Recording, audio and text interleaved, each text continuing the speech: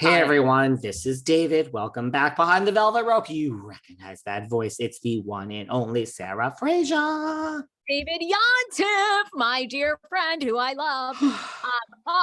David, these chats, I feel like, they're top of the charts. I love that people are responding to you and me together. We've been doing this like 9 months now. Wow. And I love all the feedback. I get so much feedback now. Thank you guys for so many messages. Thank you for all the positive ones. You know what I'm saying? Yeah. You know what I'm saying? We love you all. Where I think we need to start. Now it's a few weeks ago, but we really never, because it's not just BravoCon, it's the bigger implications of, a few weeks ago we had this, it's just a bigger implication of Jennifer Aydin and the Gorgas, and February is still the time. All the shit I know about Jersey and just, oh my God, here's the thing. I've said this before. I just everyone always says to me, and I've said this before, what do you talk about when you hang out with the Housewives? What do you talk about, David? What are you doing? And I always say the same thing, Housewives. It just amazes me. Like, I actually don't really want to talk about it. You know what I mean? When I'm in LA for a month, Sarah, and you and I go, when we go to the Polo Lounge, Il Cielo, Giorgio's, we're going to go to Matteo's, we're going to go to Craig's, we're going to go to the Polo. Yes.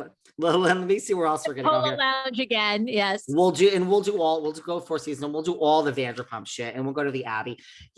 We can talk about Housewives, but I don't need to talk about it. This is why I don't like to go out with a lot of fans of the show. Like, I'm okay to not talk about it, but this is what it just shocks me. And this goes to Jennifer and Melissa. Like, I don't understand how these people, it's their life, so many of them, non-filming during seasons, not the BravoCon thing. I know other things about Jersey. Like, don't you just want to punch it? Like, what a gift to make this much money and work for, I know you have to film. So you have to film, there's several months of work. And then when the show's out, you have to promote it and do the interviews. Don't you just want to spend the other third of the year not thinking about who you hate and which cast member hates you? I would just tune it out. I would really not check. I would just let it go, right?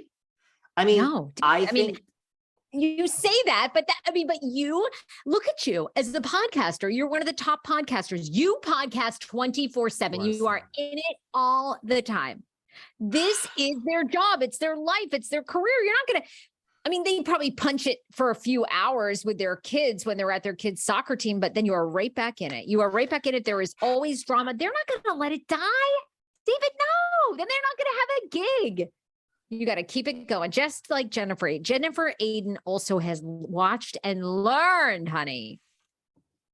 Well, when you put it in terms of me and my work and the fact that I work 24/7, you have a good point. You're right. Maybe I would be working 24/7 to bring my enemies. It's a job for them. Yeah, it's a job. And they're lucky to have it, because most of these women would not be, what would they be doing if they did? Teresa Giudice did not land on television. Would anyone be buying her cookbook? Poor thing, she'd be making gnocchi and no one would give a rip, now people want her in gnocchi.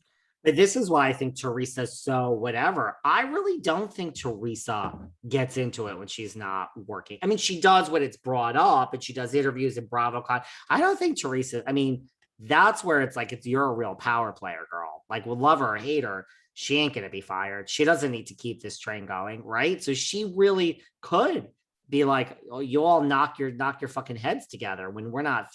I think Teresa disengages. I do. I think Luann is good at that. Giselle, I think there's certain people that are just good at, they're confident in their position. Roni's off the air, but you know what I mean? And they don't think about it when it's not.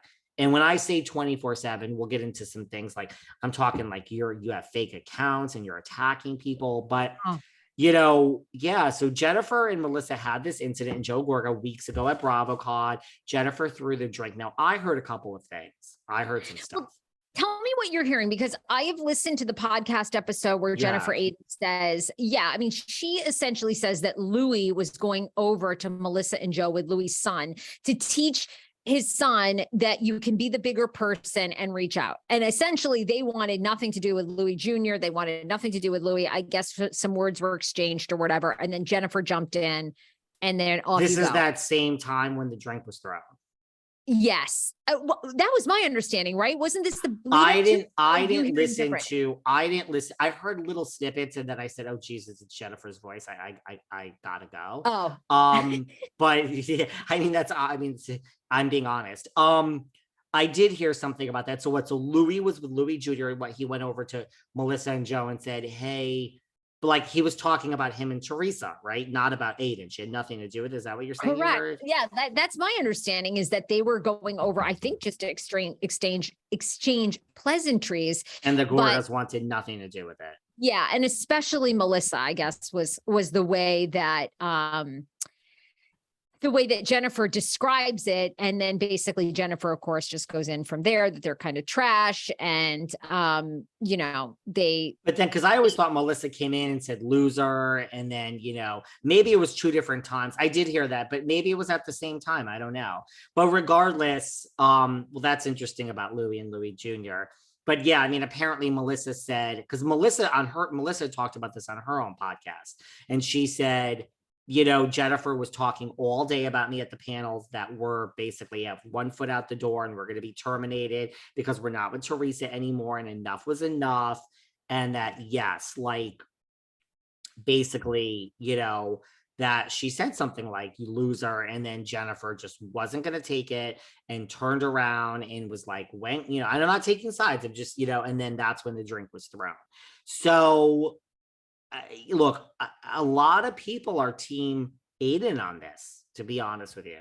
Really? Okay. A lot. I mean, a lot of people are like, the way Joe Gorga, and Melissa's assistant, PR was involved apparently. Like, they're saying the way I don't think BravoCon did the Gorgas any favors. They're saying that like the way that Joe spoke to a woman, and we have all these different angles about was he too close and who was too close. And there's that. Now I don't know if this is true, but I heard that, listen, I think because Jennifer's really done a lot of damage control, a lot. And so is Melissa. But I think it's one of those moments where when you throw a drink, I know it was water. I know it was like a quarter filled, and I know there was a little ice in it. I'm not saying that's a dangerous move when it's water.